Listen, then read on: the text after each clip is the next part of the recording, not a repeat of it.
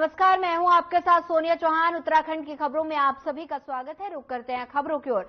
महानगर कांग्रेस कमेटी द्वारा काशीपुर की 5 ज्वलंत समस्याओं के निराकरण को लेकर कांग्रेस कार्यकर्ताओं ने महाराणा प्रताप चौक पर 1 दिवसीय सांकेतिक धरना प्रदर्शन किया और कांग्रेस महानगर अध्यक्ष मुशर्रफ हुसैन ने बताया कि नगर क्षेत्र में पिछले लगभग 6 वर्षों से फ्लाईओवर को कार्य चल रहा है। आपको बता दें, उनका आरोप है कि पिछले 6 वर्षों में कार्यदायी संस्था ने निर्माण पूर्ण को लेकर तारीख पर तारीख दी, लेकिन आज तक फ्लाईओवर का कार्य पूर्ण नहीं हो पाया है। वहीं आपको बता दें, पिछली बार कार्यदायी संस्था ने 15 दिसंबर 2023 को फ्लाईओवर का कार्य पूरा होने का आश्वासन दिया था, लेकिन उसका टाइम भी निकल चुका है। उन्होंने कहा कि पूर्व विधायक हरभजन सिंह चीमा ने भी कार्य पूर्ण होने को लेकर कई बार कार्यदायी संस्था से वार्ता कर तारीख दी, लेकिन फ्लाईओवर आज भी जस तस है। लेकिन इसके बाद कांग्रेस कार्यकर्ताओं ने काशीपुर के 5 ज्वलंत समस्याओं को लेकर मुख्यमंत्री के नाम संबोधित एक ज्ञापन एसडीएम को सौंपा।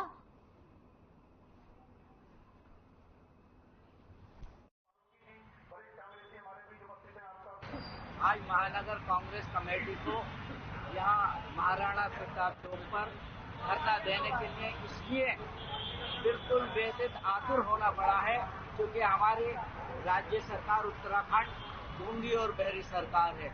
यहाँ के हमारे विधायक जो आज से 2-3 महीने पहले आपके ही चैनल के माध्यम से ये कहा था कि 15 दिसंबर आखिरी तारीख है, 15 दिसंबर को काशीपुर का फ्लाईओवर का निर्माण पूरा हो जाएगा।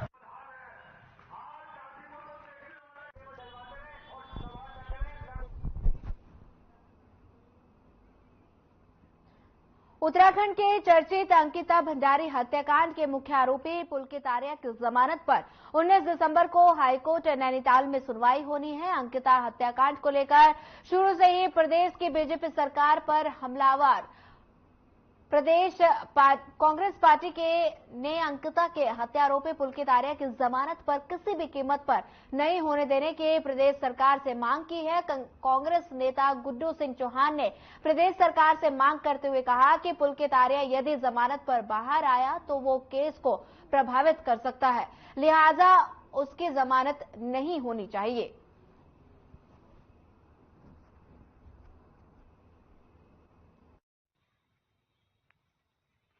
हमारे द्वारा ये पोंटा देहरादून रोड पर खनिज वाहनों की चेकिंग के दौरान एक वाहन में क्षमता से जो उसके कागजों में जो अंकित मात्रा थी खनिज की उससे ज़्यादा पाया गया, उसमें हमारे द्वारा विधिक कार्रवाई की गई। हाँ, पहले भी हमारे द्वारा 3 वाहनों पर कार्रवाई की गई थी, जिसमें कि जो उनके पास प्रपत्र थे खनिज से संबंधित, उसमें जो अंकित मात्रा थी उससे ज़्यादा वाहन में खनिज पाया गया था, तो उसमें हमारे द्वारा 3 वाहनों को भी सीज किया गया। हाँ, अवैध खनन के अवैध परिवहन में ये कार्रवाई लगातार जारी है। तहसील विकास नगर क्षेत्र के देहरादून चक्राता मार्ग पर रात भर ओवरलोड खनन सामग्री से भरे वाहन बड़े हादसे का कारण बन रहे हैं। दरअसल खुशहालपुर राधा स्वामी सत्संग ब्यास के एक सेवक द्वारा बताया गया कि जसोवाला शीतल नदी से देहरादून की ओर से हाईवे पर जगह जगह भारी मात्रा में बजरी फैली पड़ी है। रात भर ओवरलोड खनन सामग्री से भारी वाहन सड़कों पर दौड़ते हैं। सड़क पर बजरी फैलाते हुए देहरादून की ओर निकल जाते हैं। जो सड़क पर फैली बजरी 2 पहिया वाहनों के लिए हादसे का सबक बनी हुई है।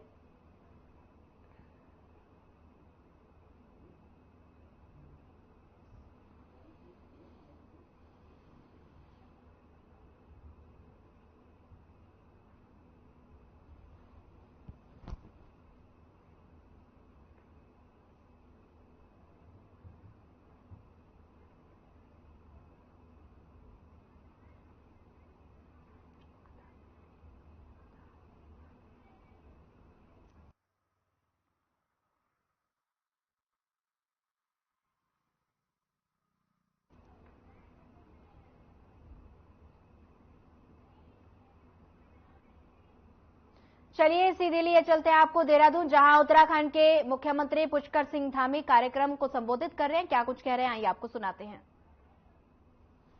लोग ऐसे होंगे जो आज पहली बार यहां पहुंचे होंगे। कितने लोग आए हैं? थोड़ा एक बार हाथ खड़ा कर दीजिए।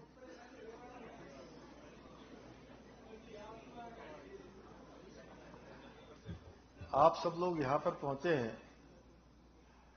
आपके यहां पहुंचने पर मैं आप सबका अपनी ओर से सभी हमारे श्रमिक भाइयों का, बहनों का और उनके परिजनों का, हमारे सभी पदाधिकारियों का, श्रमिक संघ के प्रतिनिधियों का मैं हार्दिक स्वागत एवं अभिनंदन करता हूं।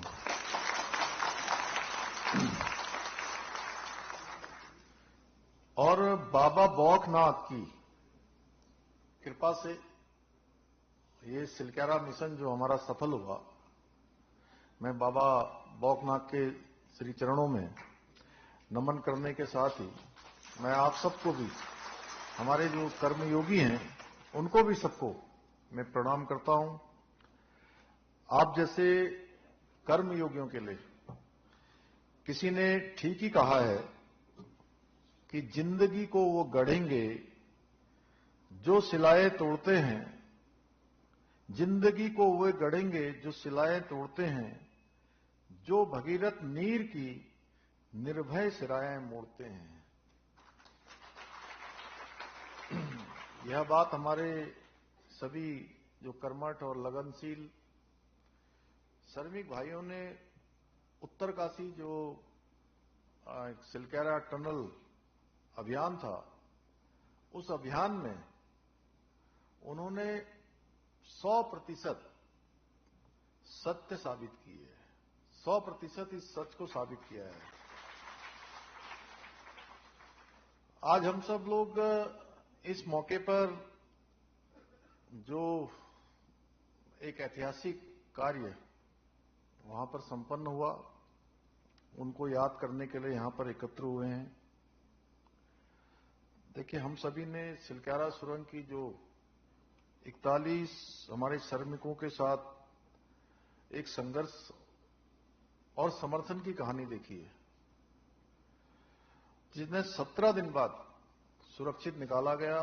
वो वास्तव में बहुत ही कठिन था और इस मुश्किल घड़ी में जो हमारे श्रमिक भाइयों ने जो धैर्य, साहस और अंदर से जो उन्होंने हम सबको कहीं न कहीं लगातार उत्साह देने का काम, लगातार अपनी हिम्मत के साथ हमारी हिम्मत बढ़ाने का भी काम किया, वास्तव में उसकी जितनी भी प्रशंसा की जाए वो कम है। मैं अपने श्रमिक भाइयों का जो अंदर थे, मैं उनका आप सबके बीच में से अभिनंदन करना चाहता हूं उनका, कि उन्होंने बहुत हिम्मत करी। और श्रमिकों की जो हिम्मत है, हमारे आदरणीय प्रधानमंत्री जी के मार्गदर्शन से इस रेस्क्यू ऑपरेशन को सफल बनाया जा सका। और हमारे श्रमिक भाइयों के रेस्क्यू ऑपरेशन की सफलता ने पूरे देश के अंदर, मैं सच बताऊं तो 12 नवंबर को दीपावली थी और 28 को ये लोग ठीक 17 दिनों बाद बाहर निकले। तो जिस प्रकार से दीपावली का वातावरण होता है, हर एक भारतवासी ने उस दिन दीपावली जैसा जो त्योहार होता है उसको महसूस किया। और हमने तो चूंकि उस समय में कोई भी त्योहार जितने भी आए, दीपावली के दिन ही ये घटना घटित हुई। उसके बाद दीपावली के बाद भैया दूज भी आया, गोवर्धन पूजा भी आई, छठ पूजा भी आई, गुरु पर्व भी आया, गंगा स्नान भी बीच में आया, अनेकों पर्व आए। और सभी पर्वों से वो हमारे श्रमिक भाई भी दूर रहे, उनके परिजन भी दूर रहे। और आप सबका मुख्य सेवक होने के नाते मैं भी सारे ही पर्वों से सम्मिलित में हो नहीं पाया, और केवल दीपावली के दिन जरूर मैंने उस शाम को पूजा अर्चना करी, और पूजा के बाद लगातार ध्यान वही था। लेकिन ये जब घटना घटित हुई 12 तारीख को, 12 तारीख से लगातार हर दिन ये लगता था कि आज बाहर आ जाएंगे। शुरू में लगा कि जेसीबी चलेगी, पोकलैंड चलेगी और मलबा हटाएंगे, उनको बाहर निकाल लेंगे। जब मलबा हटाने लगे तो ऊपर से और मलबा गिरने लगा, बहुत तेज मलबा गिरने लगा। कठोर चीज अंदर आ गई है, हार्ड रॉक आ गया है, कठिन चीज आ गई, अब अंदर नहीं जा रहा है। क्या करें? उसके बाद फिर ये हुआ कि कुछ इंजीनियर और बुलाए गए, उन्होंने भी प्रयास किया, वो आगे नहीं सरका। उसके बाद फिर प्रधानमंत्री जी लगातार रोज पूरे ऑपरेशन के बारे में रोज पूछते थे, प्रत्येक दिन फोन करते थे। और मैं तो सच बताऊं तो कई बार मैं सोचता था कि कहीं फोन इधर उधर न हो जाए कि प्रधानमंत्री जी का फोन आएगा तो मेरा मिस हो जाएगा। तो हर समय मैं फोन ही देखता रहता था कि प्रधानमंत्री जी का फोन आ जाएगा, और इतनी चिंता करते थे रोज। फिर उनको बताया कि यहां पर इस प्रकार की स्थिति हो रही है, उन्होंने पूरा अपना कार्यालय भेज दिया। अपने कार्यालय के सारे लोगों को, पीएमओ के सारे अधिकारी यहां आ गए। जनरल बीके सिंह जी भी आ गए, जो भारत सरकार के हमारे मंत्री हैं।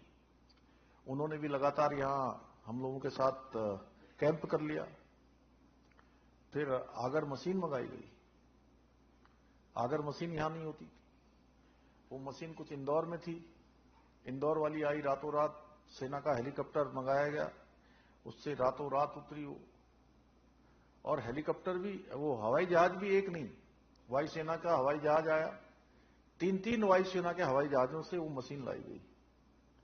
इतनी बड़ी मशीन थी। उसको लाने के लिए 5 ट्राले लगाए गए बड़े वाले। तब उनको कुछ को चिन्याली सौड़ में उतारा गया, कुछ को देहरादून में उतारा गया। वो मशीन भेजी गई, रातों रात वहां मशीन पहुंची। फिर उस मशीन ने कुछ काम करना शुरू किया, आगे जाके वो मशीन भी अटक गई। फिर क्या करें? अब 3 बार हो गया ऐसा। पहले जेसीबी लगी, पोकलैंड लगी, फिर उसके बाद पाइप डालने का काम हुआ, फिर मशीन आई इंदौर से, 3 स्टेप बढ़ गए, नहीं उसके बाद फिर रुक गया। फिर हैदराबाद से मशीन मंगाई गई। फिर वायुसेना का हवाई जहाज उसको लेकर आया। फिर वायुसेना के हवाई जहाज ने जब यहां वो पहुंचाया, उसको फिर मौके पर पहुंचाया, सिलक्यारा ले गए। फिर उसको जोड़ा गया, फिर कुछ आगे बढ़ा, फिर 18 मीटर चला गया, फिर मशीन रुक गई। ऐसा लगता था कि अब मशीन तेजी से आगे बढ़ रही है, फिर रुक गई। फिर मशीन को ठीक किया, फिर उनको बुलाया गया, मशीन ठीक करने वालों को, विशेषज्ञों को। जो भी हमको जरूरत पड़ रही थी, वो सारे विशेषज्ञ, सारे इंजीनियर, सारे जो रेट माइनर्स खोदने वाले होते हैं जमीन के अंदर, उन सबको लाया जा रहा था, तुरंत उनको लाया जा रहा था। फिर प्लाज्मा कटर मंगाया गया। प्लाज्मा कटर एक ऐसी कटर मशीन होती है जो पाइप के अंदर जाती है और जल्दी जल्दी काट देती है अगर मशीन खराब हो गई तो। फिर आगे बढ़ा अभियान। फिर 16 तारीख को एकदम से अचानक सब बंद हो गया। मैं भी एक कार्यक्रम में था और कार्यक्रम के बाद मैंने फोन किया तो उन्होंने बताया कि यहां तो सब बंद हो गया है, क्योंकि ऊपर से जो है पूरी छत नीचे को गिर रही है, नीचे से ऊपर से बहुत मलबा आने लगा है और काम बंद हो गया। एक वाइब्रेशन हुआ है। अब मजदूर लोग जो बाहर पाइप डालने का काम कर रहे थे, उन्होंने भी कहा कि अब हम काम नहीं करेंगे। उनकी भी सुरक्षा पर आ गई, सारा काम बंद, पाइप डालने का काम भी बंद। बड़ी विचित्र स्थिति कि आप करें तो करें क्या। फिर अगले दिन उनके लिए कैनोपी बनाई गई। कैनोपी बनाकर पहले उसको सुरक्षित किया गया, ऊपर रॉड लगाई गई सब। फिर काम शुरू हुआ। फिर करते करते करते 34 मीटर पर फिर मशीन अटक गई। फिर चलाई, फिर 38 मीटर पर अटक गई। फिर एक दिन उसका काम चला, फिर दोबारा, फिर 48 मीटर पर आ गए। ये हमारे रामानुज जी वहां बैठे हुए थे, रोज देख रहे थे। ये भी भगवान से प्रार्थना कर रहे थे कि हम तो शुरू में सोच रहे थे 1-2 दिन में निकल जाएंगे, और ये तो अब दिन पर दिन बढ़ते जा रहे हैं। तो 48 पर जब पहुंच गए तो सबको लगा कि अब कुछ ही घंटों में सारे मजदूर भाई हमारे बाहर आ जाएंगे, और अचानक फिर मशीन बंद हो गई। अब तो बंद ही नहीं हुई मशीन। जब वो उसको आगे को सरका रहे थे पाइप को, तो मशीन पूरी टूट गई, अंदर टूट गई और फंस गई। अब सारे लोग, कोई रास्ता नहीं सूझ रहा था, क्योंकि हम तो सोच रहे थे कि 5-6 घंटे में अभी जो है सब बाहर आ जाएंगे। अब क्या करें? ऐसा लग रहा था चारों तरफ देखो तो अंधेरा ही अंधेरा। लेकिन भगवान पर हम लोगों की बड़ी आस्था थी, और बाबा बौखनाथ की कृपा से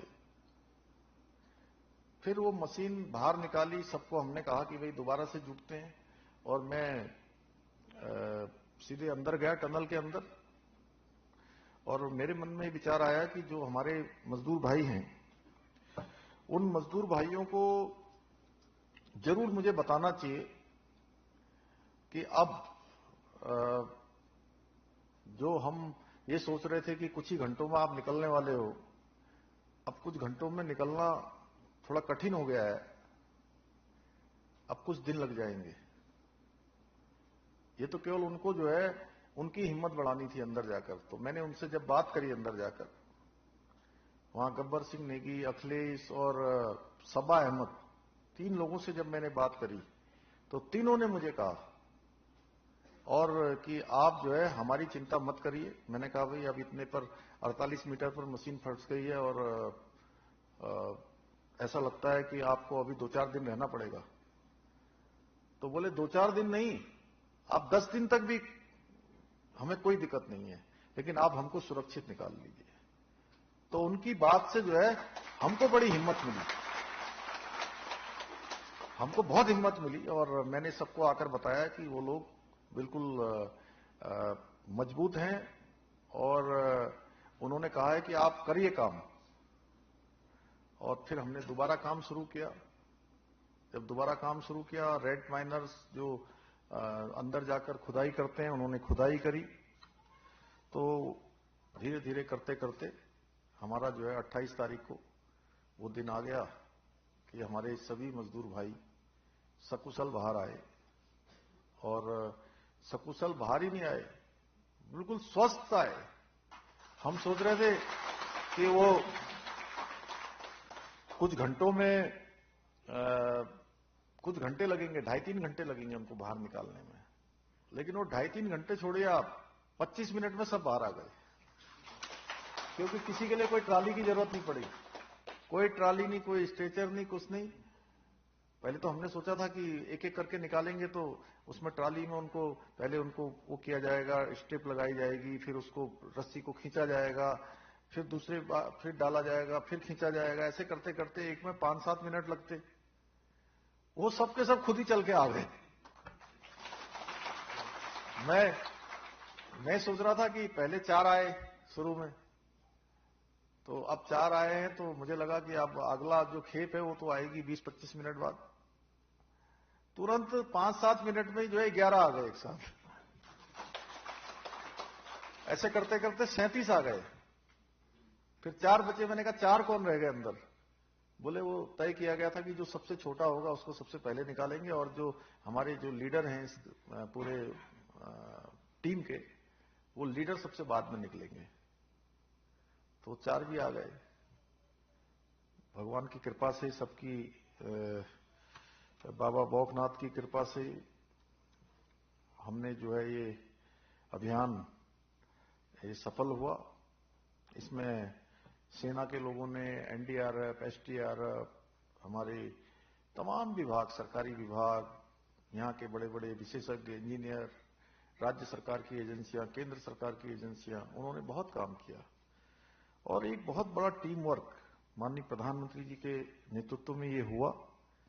और ये संभव भी हमारा तभी हो पाया। देखिए, हम मौके पर काम कर रहे थे, यहां पर सारा फीडबैक ले रहे थे, लेकिन हमारे प्रधानमंत्री जी भी लगातार जिस मशीन की हमको जरूरत पड़ रही थी, जिस इंजीनियर की जरूरत पड़ रही थी, ऑस्ट्रेलिया तक के विशेषज्ञ यहां बुलाए गए और किसी चीज की कभी कोई कमी नहीं होने दी।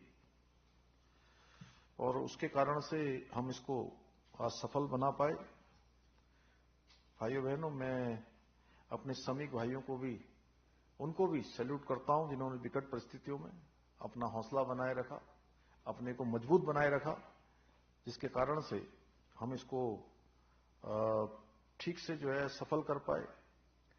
और इस मंच से मैं सिलकारा प्रबंधन से जुड़े हर सहयोगी को भी धन्यवाद करता हूं कि राज्य की जनता की ओर से उन सभी का मैं आभार प्रकट करता हूं कि जिन्होंने किसी भी एक भी व्यक्ति ने अपना अंश मात्र भी इसमें योगदान दिया है, उन सबका मैं धन्यवाद करता हूं।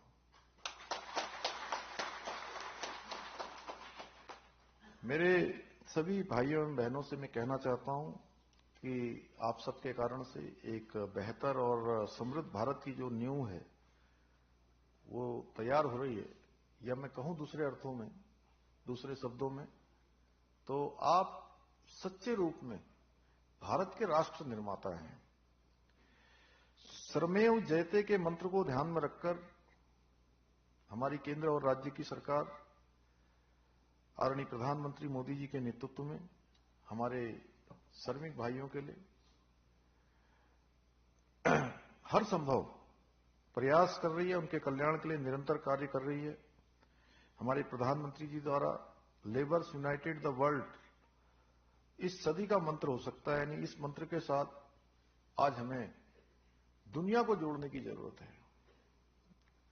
दुनिया को जोड़ने के लिए जो सबसे बड़ा तत्व है वह है हमारे श्रमिक भाइयों का, हमारे मजदूर भाइयों का वो पसीना है।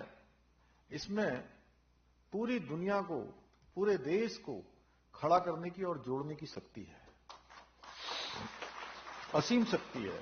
हमारी केंद्र की सरकार ने हमारे मजदूर भाइयों के कल्याण के लिए, हमारे श्रमिकों के लिए अनेकों श्रम कानूनों में भी बदलाव किए हैं, जिसके तहत कभी मात्र 15 रुपए, 50 या 100 रुपए मासिक पेंशन पाने वाले हमारे श्रमिकों को अब न्यूनतम 1000 रुपए प्रति माह पेंशन देने की व्यवस्था की गई है।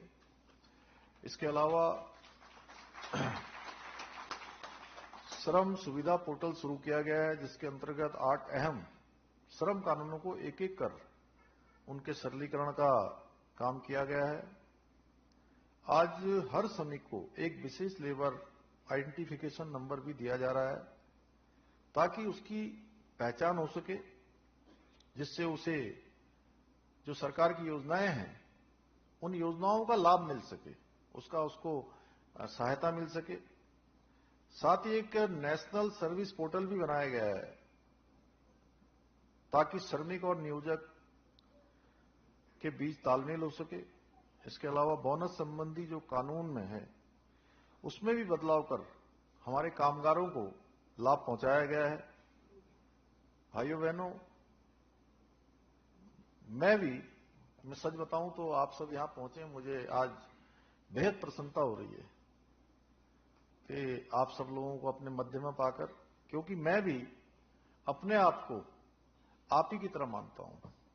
आप ही की तरह मानकर फिलहाल इस बुलेटिन में इतना ही। ज्यादा खबरों के लिए बने रहिए हमारे साथ। नमस्कार।